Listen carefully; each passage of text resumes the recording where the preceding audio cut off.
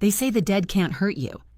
But in that moment, sitting across from my sister while my mother's will was read aloud, it felt like Mom had reached out from the grave and slapped me across the face. My chest tightened. I couldn't move. I couldn't breathe. Delaney sat next to me with one leg crossed over the other, tapping her long nails on her phone like she was bored, like she already knew what was coming. Her hair was perfect. Her dress didn't have a single wrinkle. And that smirk, God, that smirk, sat quietly at the corner of her lips like she'd already won. Across the room, Uncle Marshall opened a thick file, the pages of the will rustling louder than they should have. His office smelled like old paper and lemon polish. The sunlight through the blinds made lines across the carpet like prison bars. My palms were damp as I pressed them into my lap, trying to anchor myself, trying not to hope. But I had hoped. Deep down, I really believed Mom would have left something meaningful for me. Not the house, maybe, not both cars, but her engagement ring. The one she promised me when I was 16, when we sat in her garden talking about weddings and first loves. Uncle Marshall cleared his throat. Per the last will and testament of Evelyn Lane. My pulse quickened. My stomach turned cold. To my daughter, Delaney Reed, I leave the family home, both vehicles, and all personal heirlooms, including my engagement ring. The room went silent. I froze. It was like the words didn't make sense at first, like they were in another language. Then they hit, one by one, and with each word, something inside me cracked. I turned to look at Delaney. She didn't look surprised. Her eyes didn't even flicker. That smug little smile just deepened. I felt a knot rising in my throat. My nails dug into my palm until the skin stung. Uncle Marshall continued, "To my daughter, Harper Lane, I leave a monetary gift in the amount of..." That was all I heard. I couldn't focus on the number. It didn't matter. Nothing did in that moment. The walls were closing in around me. My mother was gone, and now she'd left me with nothing. No words, no heirloom, no goodbye. Delaney slowly stood, gathering the documents with the grace of someone who thought the world owed her everything. She stepped close, too close, and leaned in, her voice as smooth and sharp as glass. "She always said you weren't responsible enough, Harper. Guess she meant it." Her perfume hit me. Roses and vanilla, too sweet, too fake. I stared at the floor, jaw clenched, heart pounding in my ears. I didn't trust myself to speak. I was afraid if I opened my mouth, it would all come spilling out. Years of resentment, grief, confusion. And still, she walked out without a single glance back. Uncle Marshall muttered something about probate and formalities, but I wasn't listening. I couldn't. The chair beneath me felt a mile away. The air was thick, my lungs barely working. My mother, the woman I'd cared for in her final months, whose hand I held through chemo, whose eyes I closed when she passed, had erased me. Or so it seemed. I left the office in a daze, the world outside too bright, too loud. That night, I sat alone in her room, surrounded by silence, grief pressing in from every corner. But then I noticed her old Bible on the nightstand. I picked it up, just looking for something that still smelled like her. And that's when everything changed. The house was still. Too still. I sat in Mom's bedroom, the same place where I held her hand while she slipped away just weeks ago. The soft ticking of the wall clock was the only sound in the room, each second echoing like a countdown I hadn't realized had started. My fingers ran over the edges of her comforter, sun-faded, still smelling faintly of lavender and something warmer, something... her. I didn't know what I was looking for, not really. Maybe a goodbye. Maybe proof that what happened in Uncle Marshall's office wasn't the full story. The words Delaney whispered still rang in my ears. She always said you weren't responsible enough. Was that true? Had Mom said that to her? Did she mean it? My throat tightened. I'd given up so much, my job, my apartment, the life I was building, to come back here and care for her. I didn't do it for a reward. But still, to be left with nothing? No keepsake, no letter, no parting words. I didn't know what hurt more, being excluded or the idea that maybe she had seen me as less. I stood up, suddenly needing to move, to do something. I opened her dresser drawers one by one. Socks, scarves, a collection of birthday cards she never threw away. Nothing unusual. The desk drawers were locked, as always. I didn't have the key. She kept it on a little chain around her neck, now buried with her. Then I saw it, the Bible. It had been there on her nightstand for as long as I could remember, leather-bound, cracked at the spine, a satin ribbon worn thin from use. She read from it every morning, marked verses with little hearts and handwritten notes in the margins. I pulled it gently into my lap. The pages were soft from age and thumbing. I flipped through, slowly at first, scanning verses I knew by heart. And then, something fell. A folded paper fluttered to the floor, tucked deep between the pages of Psalms. My heart leapt. I froze for a second, not daring to breathe. Then I picked it up. It wasn't just one sheet, it was a letter, handwritten in Mom's script, and a second official-looking document folded inside it. My hands began to shake as I unfolded the pages. At the top of the letter, in Mom's slanted handwriting, were the words, "If you're reading this, Harper, then something's gone wrong." I blinked hard, suddenly dizzy. Gone wrong? What did that mean? Her voice was in my head as I read the next line. I didn't trust Delaney to do the right thing. I left instructions with Marshall, but if this version of my will wasn't honored, then it means the wrong one was read. I covered my mouth with my hand.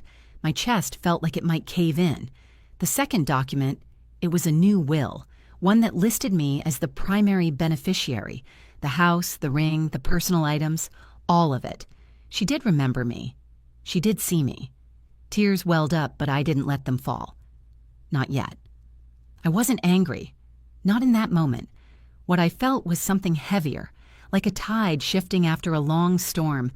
Relief, but also purpose. Delaney had lied, or manipulated, or maybe Uncle Marshall had made a mistake. But I had proof now, proof Mom hadn't abandoned me. She had tried to protect me in the only way she could, and I knew exactly what I had to do next. The next morning, the air in the house felt different, sharper, like it knew something was about to happen. I stood in the kitchen holding the letter in one hand and Mom's Bible in the other. My coffee had gone cold. I hadn't slept, but I didn't feel tired. I felt awake, wired with a strange mix of grief, vindication, and something I hadn't felt in weeks, clarity. She hadn't forgotten me. She'd planned for this. She'd known. All I could think about was that line. If you're reading this, Harper, then something's gone wrong. I stared at the updated will again, just to make sure I hadn't imagined it. Dated only 2 months before she passed. Signed, witnessed. It was real. The house, the heirlooms, the engagement ring. She meant for them to come to me. She meant for her quiet daughter, the one who stayed behind, to have a piece of her legacy. So what happened? Had Delaney found a way to manipulate Uncle Marshall? Had he made a mistake? Or had he simply used the wrong version by accident? I didn't know, but I was done wondering. By mid-morning, I called Uncle Marshall's office. His assistant answered, polite but hesitant, as if she could hear something in my voice. I asked for an appointment. Urgent. Not later in the week. Not next Tuesday. Today. I brought the letter, the Bible, the updated will. I didn't tell Delaney I was coming. I didn't need to. But when I arrived at the law office, she was already there. She was sitting in the same chair as before, scrolling through her phone again, nails painted a deep plum today. I stopped in the doorway. She glanced up, gave me that little smirk again, the same one that haunted me for years. Only this time, it didn't land. I held her gaze and sat down across from her. "You look intense," she said, arching one perfect eyebrow. "I found something," I said calmly.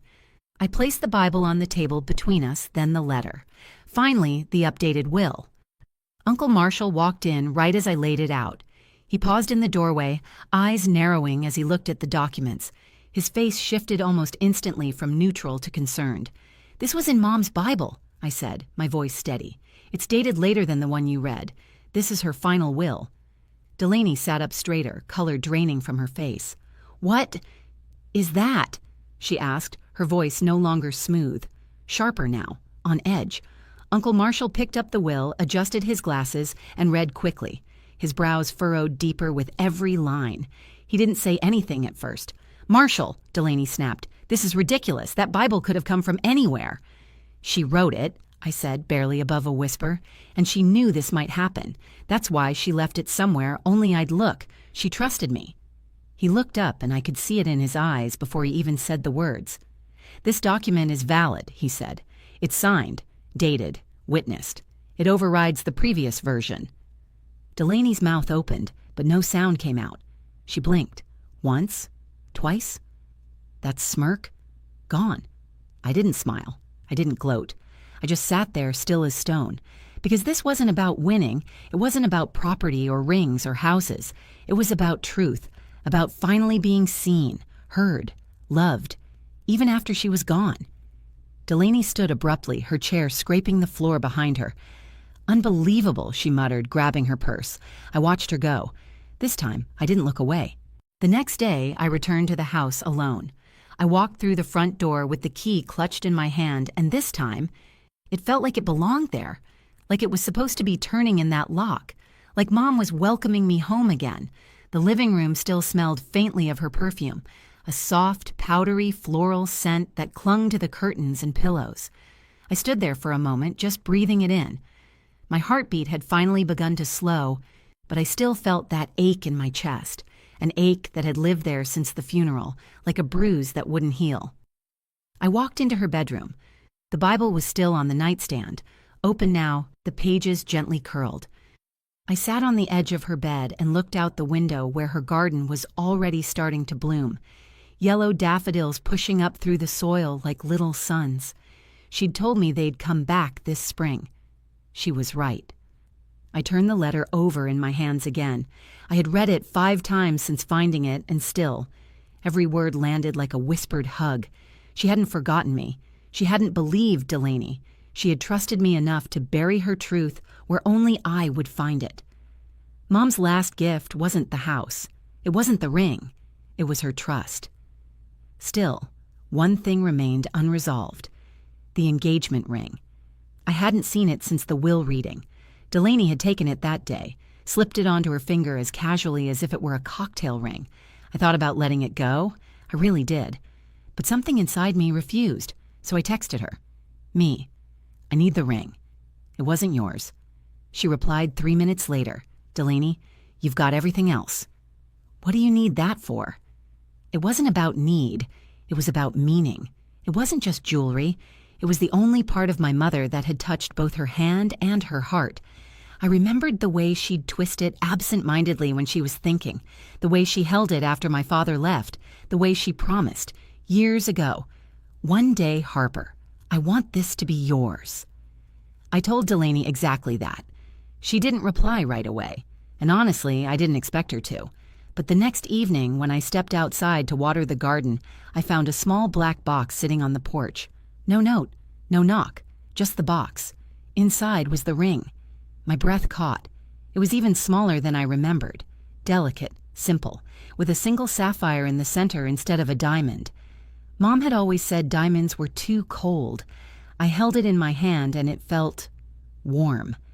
Not because of the sun or the air, but because I knew, without any doubt now, that she meant it for me. I slipped it onto my finger. It fit. Perfectly. And in that moment, something in me let go. Not the grief. I knew that would linger for a long time. But the need to prove myself. The ache of being overlooked. The bitterness that had started to grow after the funeral. All of it. Faded. I stood there in the fading light, barefoot in the grass, the garden blooming around me, the ring gleaming softly on my hand. She hadn't left me behind. She'd just left the truth in a place only I would think to look. A week later, the house felt different. It wasn't just mine now, it felt like ours, me and Mom. Her presence lingered not in things, but in the space itself, in the soft creak of the hallway floorboards, in the warmth of morning light streaming through the kitchen window, in the quiet hum of the garden outside. I'd found her again, not in the inheritance, not even in the ring, but in the way she still filled this place without being here. I sat on the porch one morning with her Bible in my lap, a cup of coffee cradled between my palms, the same mug she used to use, the one with the faded sunflower and chipped handle. I never thought something so simple could feel so sacred. I flipped through the pages, watching her underlines, the tiny hearts she'd drawn beside certain verses, and the little notes scribbled in the margins. She had written a lot more than I ever realized. Some entries were dated, some weren't. One, just weeks before she died, stopped me cold. Harper sees the world differently, quieter, deeper. I hope she knows I see her. My throat tightened. That one sentence undid me. All this time I thought I was invisible, unchosen, passed over. But the truth was, she did see me. She just never said it out loud in the ways I expected. Delaney hadn't spoken to me since she left the ring. I wasn't sure if she was embarrassed or angry or just done. And maybe that was okay. Maybe we'd talk again someday, or maybe not. But for the first time in a long time, I wasn't carrying that weight. I wasn't trying to fix something that never really worked. I'd spent so much of my life being the quiet one, the steady one, thinking that meant I had to keep everything together. Now, I was finally letting go. I spent the rest of the morning planting fresh blooms in Mom's garden, marigolds, bluebells, and those little white alyssums she used to call snow kisses. My hands were dirty, my hair pulled back, sweat prickling at the back of my neck, and I felt good. Not happy. Not yet, but rooted. Real. Present. Later that evening, I took the ring off and placed it inside a small glass box on my dresser, next to the letter and a photo of me and Mom from when I was a kid. We're both laughing, ice cream smeared on our faces, the sun in her hair like a crown.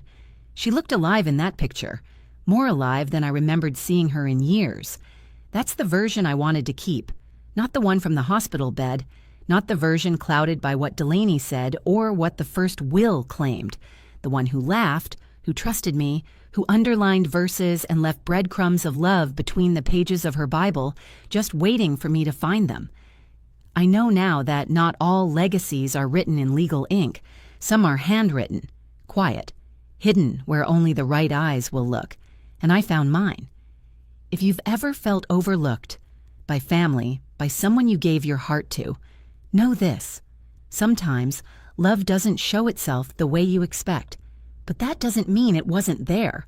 Sometimes the ones who loved us most trusted us to find the truth. And when we do, everything changes. It's been 3 months since I found the letter. 3 months since I stood in that lawyer's office with my hands trembling and my voice steady for the first time. Since Delaney left without saying a word. Since I came home, placed the ring in that little glass box, and finally breathed like I hadn't in a year. Life didn't magically fix itself after that. The house is still too quiet some days. There are nights I lie awake wishing I could ask Mom just one more thing, wishing she'd written more, explained more, told me why she let so much go unsaid while she was here. But then again, maybe she knew I'd find what I needed. I've spent these past few weeks going through her things slowly. No rushing, no purging. Just one box at a time. Her handwriting is on everything. Sticky notes, envelopes tucked inside old cookbooks. She left little pieces of herself behind everywhere. Some sad, some sweet.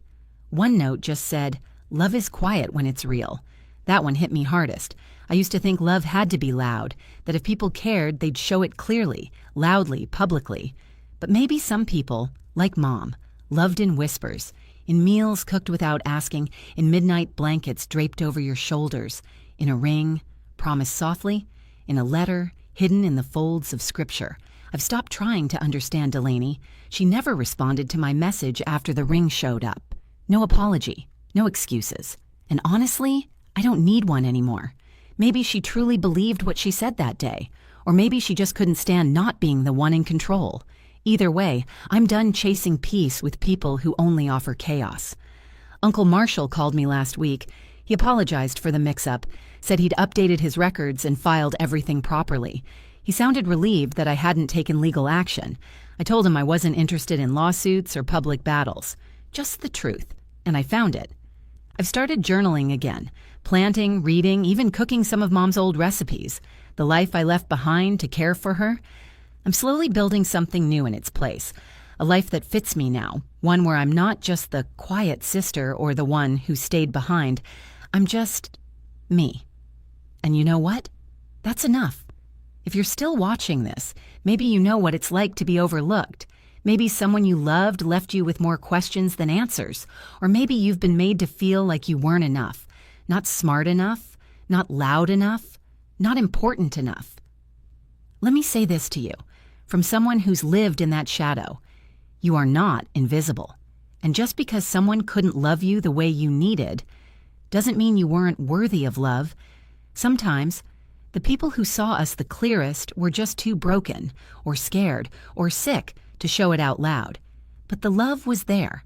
And if you look hard enough, you might find it in the quiet places, between the pages of a Bible, tucked in the corner of a garden, or maybe in the parts of yourself you forgot were beautiful.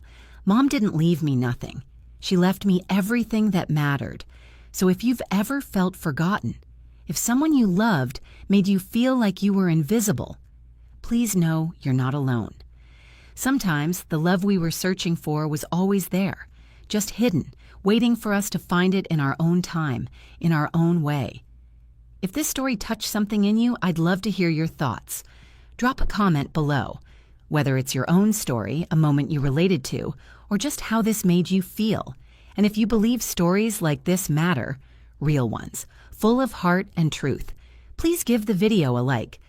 Share it with someone who needs to hear it, and don't forget to subscribe to the channel for more stories that remind us we're not alone. Thank you for listening.